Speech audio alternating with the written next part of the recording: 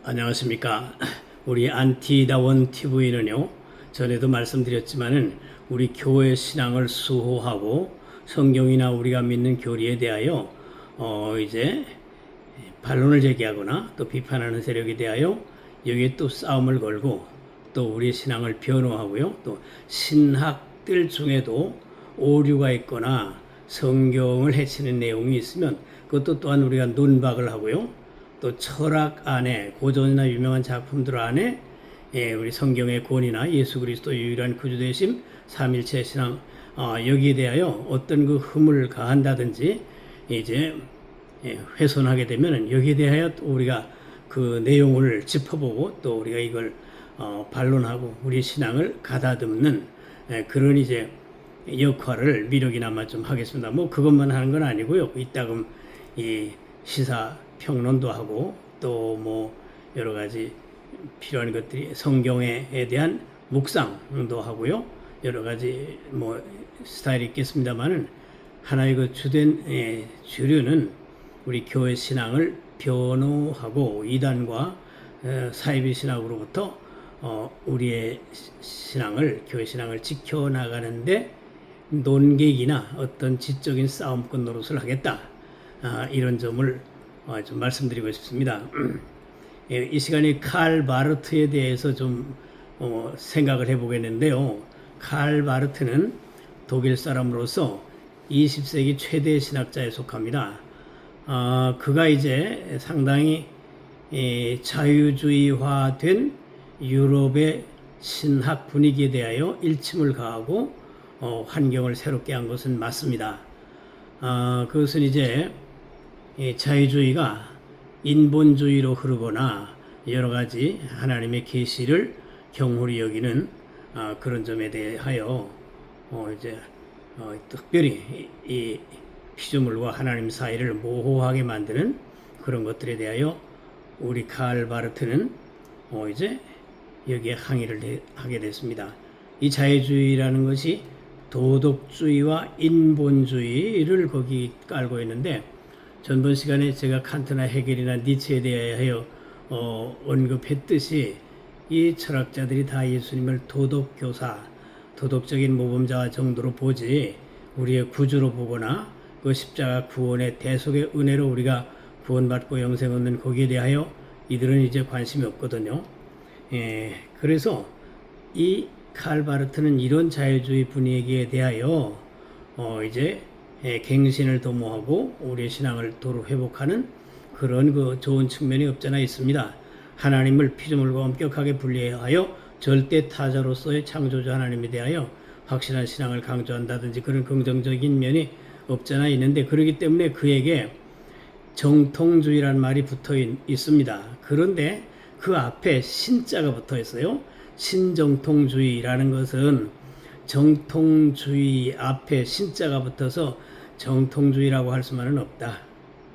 뭐 좀 자유주의를 까는 데는 좀 공헌을 했는데 이제 정통이라고 보기는 어렵다. 그런 의미에서 신정통주의라고 불리워지고 있습니다. 그래서요, 그 칼 바르트는 목회자였습니다. 나중에는 뭐 강의도 했지만은 로마서 주석을 쓰고 교회학이라는 방대한 서적을 써서 참으로 이제 그 큰 역할을 감당했습니다. 그는 1968년도에 이제 세상을 떠났습니다. 우리가 그의 구원관을 좀 우리가 보게 되면요, 그 좋은 점은 우리가 참고해서 받아들이고 문제점은 우리가 성경에 비춰서 우리의 신앙의 선조들이 고백해온 신앙의 도그마에 비춰서 이제 비판하고 또 그래야 되거든요.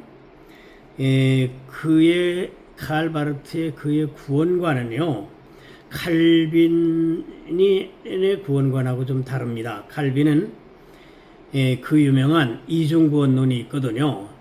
하나님은 구원하실 자와 구원에서 제외된 버림받은 자들을 따로 이렇게 예정하셨다. 그래서 인간이 보기에 좀 하나님이 냉정해 보이시고 이해할 수 없는 그런 측면이 있다고 느껴질 수도 있습니다만은 여하간에 칼빈은 성경에 준하여 성경이 말씀하는 바에 충실하여 그 이중 예정을 이제 말씀한 겁니다. 하나님은 리브가의 뱃속에 있는 에서와 야곱 중에 야곱은 기뻐하시고 에서는 미워하셨다고 했거든요.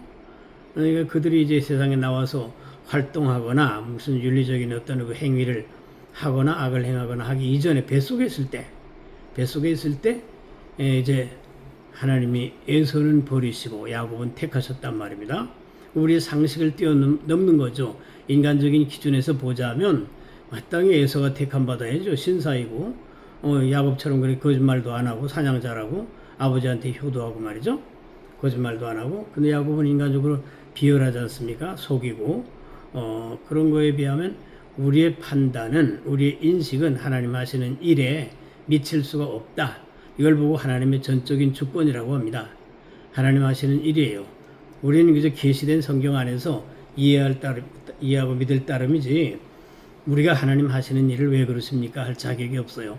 바울 사도가 이제 토기장이의 비유를 말씀하시면서 토기장이가 토기를 하나는 하얗게, 하나는 검게, 하나는 크게, 하나는 작게, 하나는 못쓰게, 하나는 좋게 만드는들 우리 토기된 우리가 뭐라고 할 수 있느냐? 그렇습니다. 근데 이제 칼 바르트는요, 구원관에 있어서 칼빈주의적 이중예전을 비판합니다.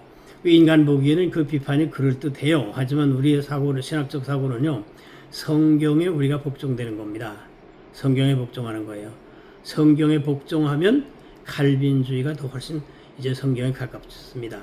칼빈주의가 뭐 칼자 들어서 좀 냉엄하다고 좀 얘기들도 듣긴 하지만요, 우리가 믿음의 선조들 중에 남겨놓은 모든 이제 신앙 고백 중에 칼빈주의를 무시할 수가 없습니다. 그래서 이 칼 바르트는요, 이 화해라는 용어를 대단히 좋아합니다. 하나님은 그리스도를 통하여 온 인류와 화해하셨다. 그래서 육이 버림받거나 구원받지 못할 대상이 없고 하나님은 그리스도만 잠시 유기하시고 심판하시고 모든 인류를 다 구원하셨다. 그래서 그리스도의 보편적 화해, 이걸 강조합니다. 이제 그래서 소위 그 만인구원이라는 비판을 받거든요. 만인구원. 그러니까 우리 원래 칼빈주의는 뭐 칼빈 사람의 말이 들어가서 그렇습니다만은 뭐 성경적이라고 봐야 됩니다. 이제 칼빈주의는 하나님이 창세전부터 우리를 그리스도 안에서 택하셨고 또 유기된 자들도 있다라는 겁니다. 있다는 겁니다. 이걸 갖다가 전적으로 칼바르트는 거부하고요. 하나님은 유기를 했다면 그리스도만 잠시 유기를 하시고 심판을 그에게 다 이제 가하셔서 이제는 모든 사람이 다 구원받게 된다라고 합니다. 그걸 소위 보편구원론, 만인구원론이라고 하는데요. 이것이 이제 우리가 받아들이기 어려운 점이고 성경상 이제 충실하기보다는 인간적인 감정이나 경험에 더 치중했다, 그런 해석이다, 이렇게 봐야 됩니다. 이제 그 택하심의 진리는 신구약을 통해서 요소에 있습니다. 그렇기 때문에 가볍게 그렇게 인간적인 경험과 상식에 비춰서 하나님이 왜 누군 버리고 누군 택하시냐 질문하기에 어려운 점이 있습니다. 그래서 그의 구원론은요, 이 만인 구원, 예수 그리스도 안에서 모든 자들을 용서하시고 화해하셔서 이제 구원하신다라는 이 만인 구원적, 보편 구원적 성격에 대하여 정통주의에서는 비판하고 있습니다. 우리도 이런 점을 참고해야 되겠습니다. 인간이 들을 때는 좋죠. 다 구원하신다니까 얼마나 좋습니까? 그러니까 칼바르트에 의하면 부디 그리스도를 구주로 영접하고 교회 나가서 신앙생활하고 그러지 않아도 모든 인류는 다 구원받기 때문에 뭐 그렇게 부디 신앙생활 한다고 열릴 것도 없다는 암시를 그의 신학 체계 안에서 하고 있습니다. 그다음에 두 번째는요, 칼바르트의 성경관인데 이 성경에 대해서 경홀히 여깁니다. 하나님의 말씀이라고 하면서도요. 성경에는 인간적인 오류의 가능성이 있다. 이렇게 하면서 소위 그 불투만 같은 사람이 성경의 실존론적 해석을 하는데 칼바르트가 꼭 불투만처럼 실존론적 해석이라고 딱 말하긴 어렵지만 그 비슷한 데가 있습니다.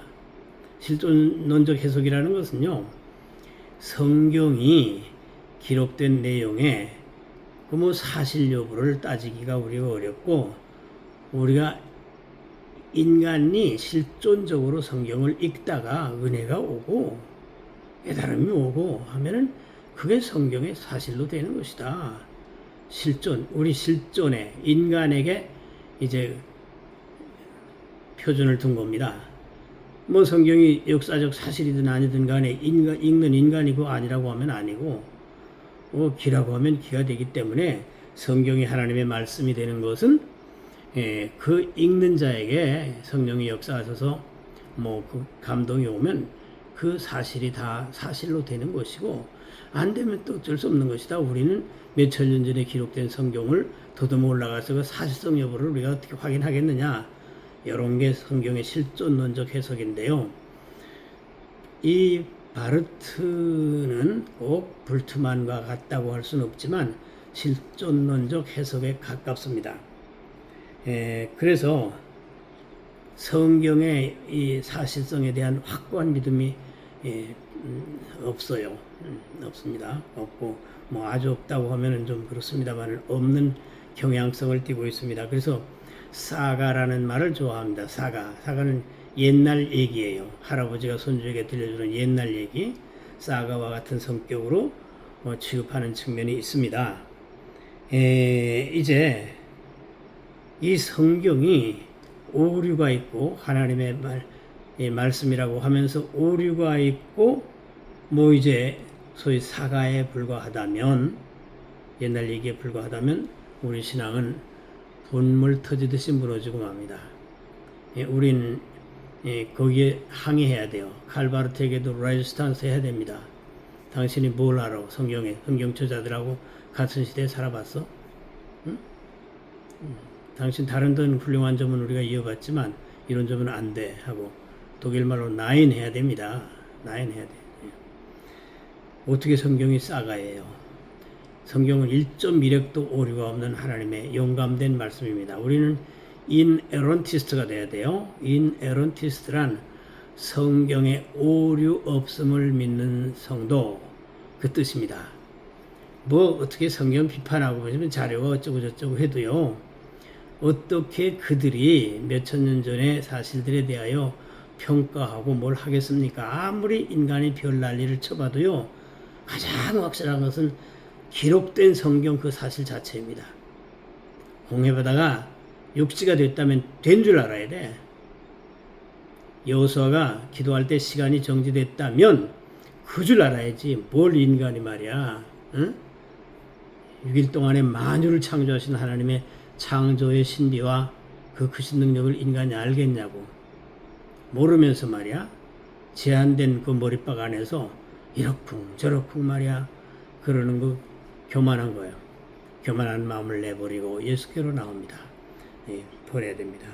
이 성경관에 대하여도요, 칼바르트에 대해서 우리는 아니요, 나인, 틀려서 당신 해야 됩니다. 뭐 유명하다고 그게 자체가 무슨 진리 가치를 담보하는 거 아닙니다, 여러분. 속지 마세요. 속지 마세요. 킬케고르의 말을 우리가 잠시 좀 참고해 볼 필요도 있습니다. 킬케고르는 매우 주관주의자예요.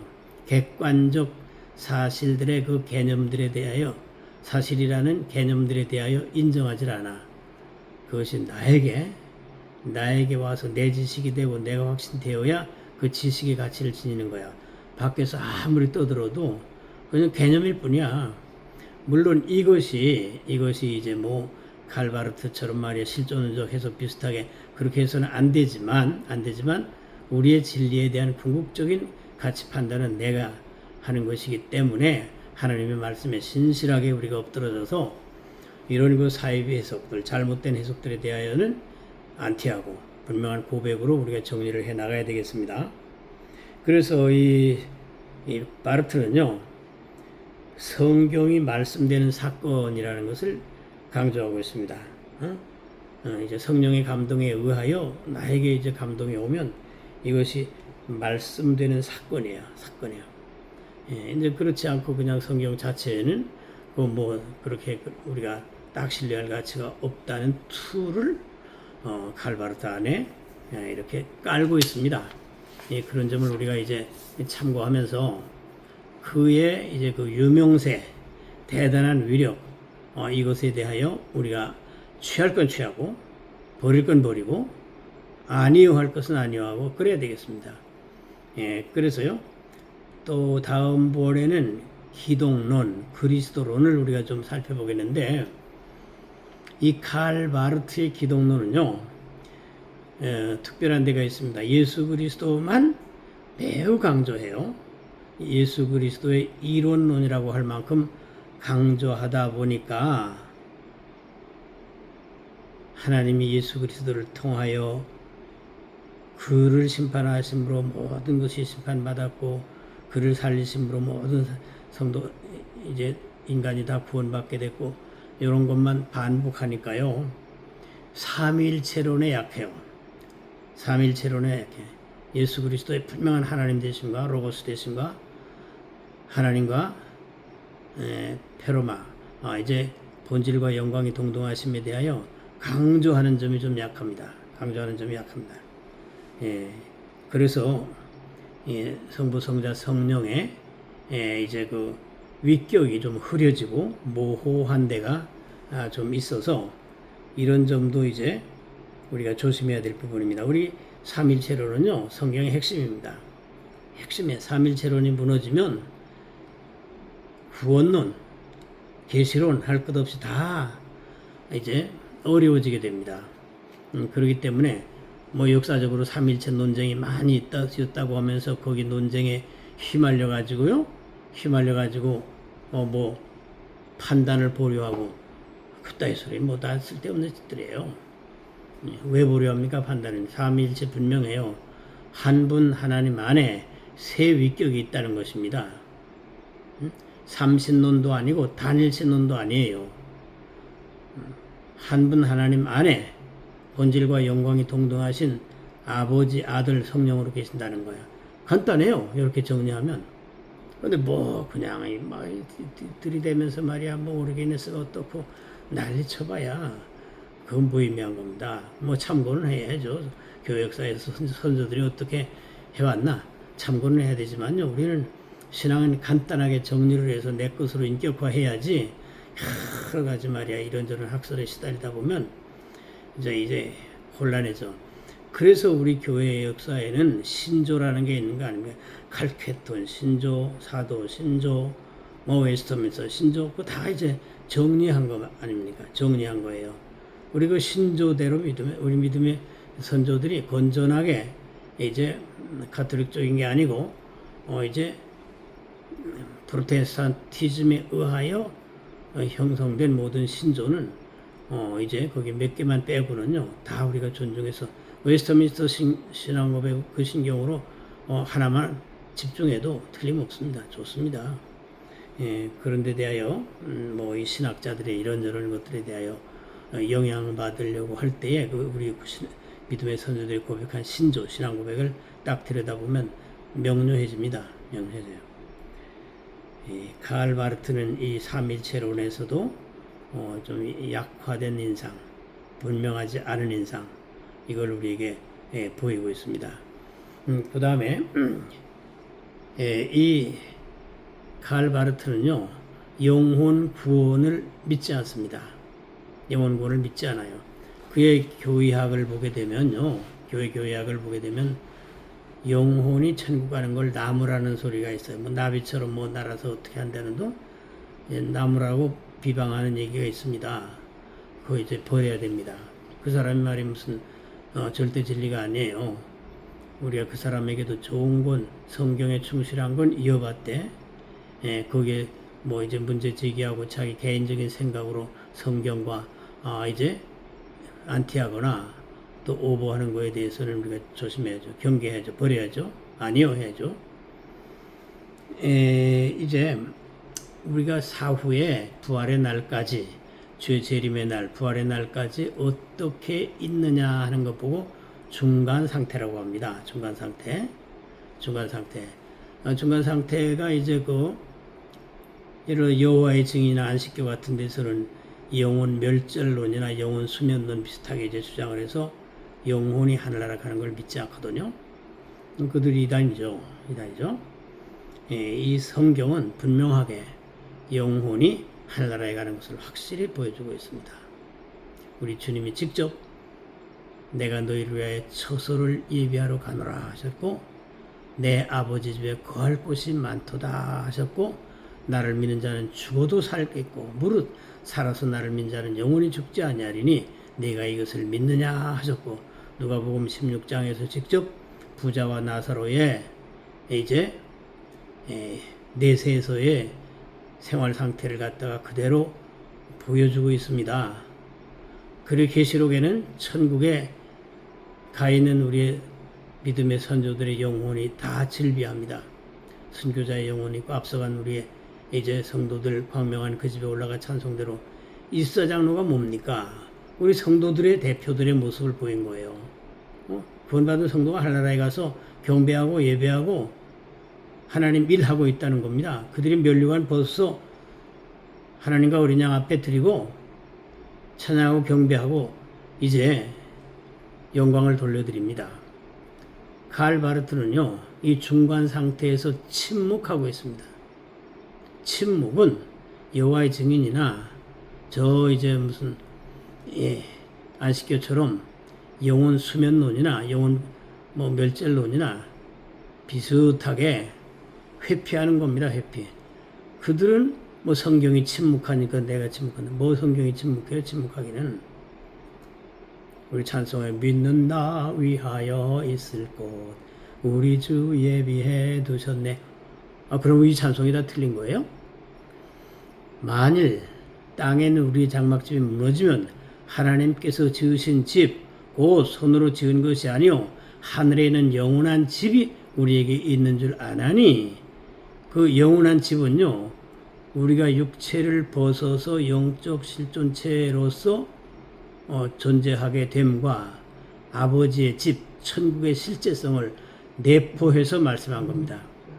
그래서 우리가 이 땅에서 탄식하면서 이제 천국에 들어갈 것을 소망한다고 이제 말씀하고 있지 않습니까?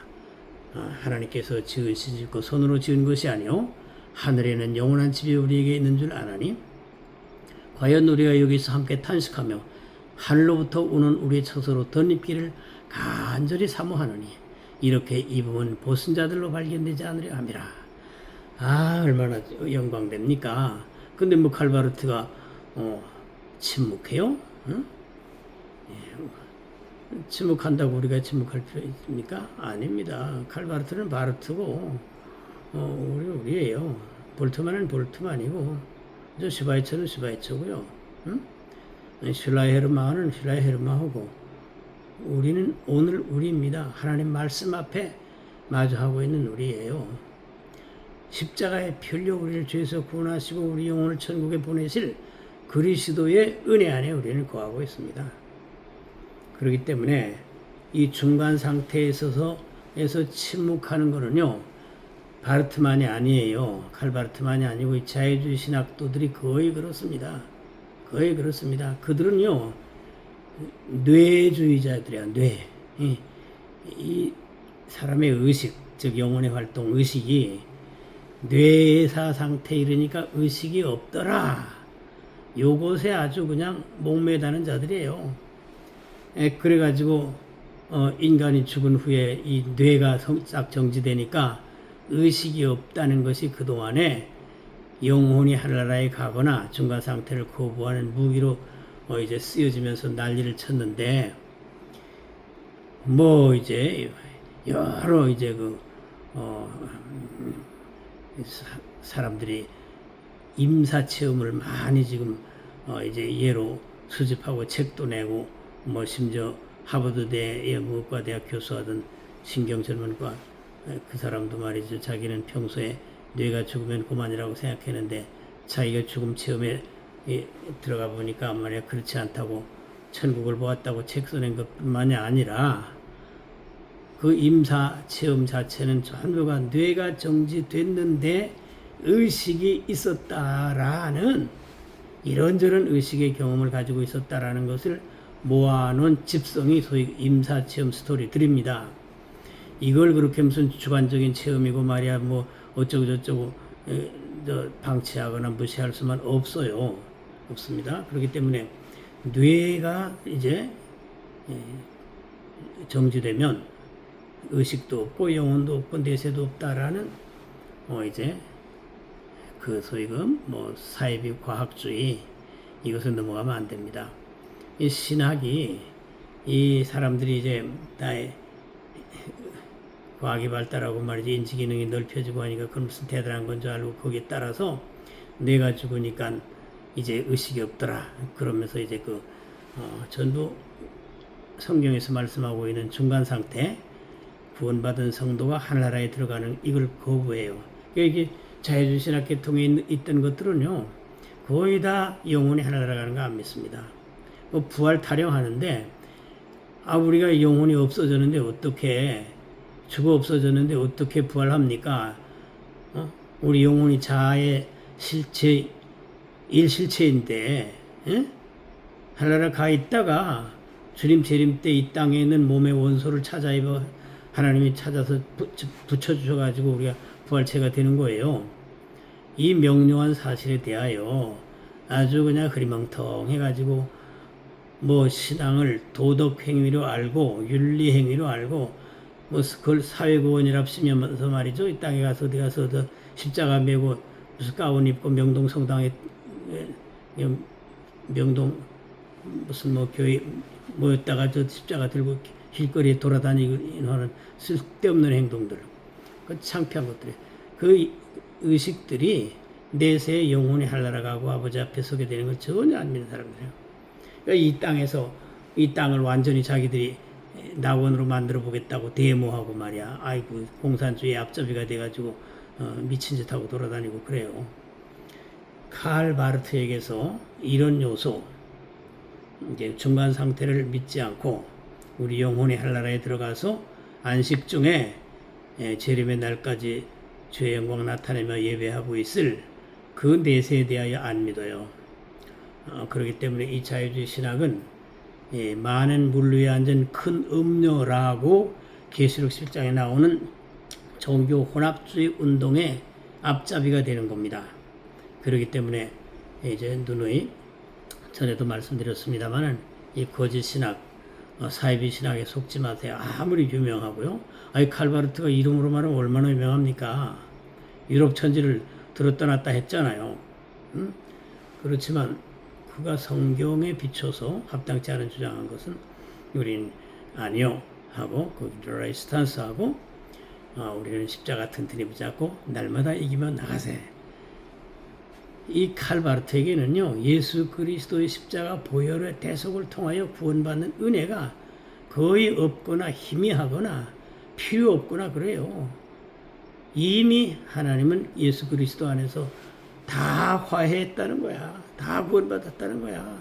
그러니까 믿음 생활도 필요 없고 그 보혈의 은혜를 내 영혼에 이제 힘으로 삼는 모든 것도 다 필요 없는 그런 류에 속하겠습니다. 그러니까 우리가 이런 점들을 잘 분별해서 그렇다고 맹목적인 비판하는 건 아니에요. 아까 초두에 증거했듯이 자유주의 신학의 일부를 공격하고 하나님의 절대 타자성과 수직적인 신앙을 강조하는 그런 점은 이제 귀한 바가 있으나 지금 지적한 중간 상태, 기독론, 성경론, 구원론, 삼일체론 이런 점에서 우리가 칼바르트가 인간적으로 유명해도 성경과 같을 수 없는 면들을 가지고 있다. 이런 점을 우리가 이제 알고 있어야 되겠습니다. 항상 증거하지만 이 종파 이단들은요, 이단이라고 확실하지만 신학 안에서 거대한 학문의 이름으로 다양한 사탄적 주장이거나 비성경 주장을 한 것에 대해서는 우리가 몰라. 올 뿐만 아니라 뭐 상관하려고 하질 않아. 목회자님들도 그래. 세상에 이단들은 막 공격하고 말이야 조심하라고 하는데 이 신학 이단, 굳이 이단이라고는 할 수 없더라도 신학 안에서 비성경적인 요소를 들이대고 애들을 가르치거나 주장을 하는 그런 부분들에 대하여 눈을 부릅떠야죠. 부릅떠. 이 세상에 성경을 이길 지식은 없습니다. 성경은 유일무이하게 하나님이 1600년 걸리고 42명 이상의 사람들을 들어서 당신을 계시하시고 당신이 하신 일을 그 구원의 역사를 다 기록해 놓게 하셨습니다. 놀라운 신비예요, 성경은. 우리 예수 그리스도께서 이 땅에 오셔서 우리를 구원하시고 또 이 성경이 우리에게 주어진 이 두 사실을 만일에 이 두 사실이 없었다면 정말 이 땅 위에 소망 구름 같고 부귀와 영원 한 꿈이고 살 의미와 가치조차 찾기 어렵죠. 어디 세상의 땅에 있는 종교들에게서 그런 걸 찾을 수 있습니까? 속아가지고 그런 데 가서 기웃거릴 수는 있지만 거의 구원이 없어요. 하나님의 당신의 계시가 아닙니다. 죄사함 받고 천국 가고 의롭다 하심을 얻고 영생 얻을 길이 없어요. 어디 있습니까 그게? 있으면 들이대 보세요. 없습니다. 그렇기 때문에 성경만이 우리의 유일한 이제 우리의 신앙의 이제 교본이고요. 예수 그리스도만이 우리의 유일한 구주이시고 그 십자가 보혈의 대속의 은혜로 우리가 구원받고 영생을 얻습니다. 그래서 칼바르트 같이 유명한 사람이라도 성경적으로 잘 헤아려서 이제 나의 갈 길 다 가도록 예수 인도하시니 내 주 안에 있는 긍휼을 어찌 의심하리요. 그리스도 안에서 구원받고 천국 가고 영생 얻는 요 은혜와 반대가 되는 것들이 있으면 하나하나 정리하고 우리의 심령을 하나님의 거룩한 천국의 한 파트로 잘 관리해서 이 악한 세상을 잘 이겨나가고 믿음으로 승리하셔서 계시록에서 말씀하는 14만 4천과 같이 이긴 자 이와 같은 복을 받는 우리 모두가 되시기를 바라겠습니다. 오늘도 무더운 날씨에도 함께 해주셔서 대단히 감사합니다. 할렐루야.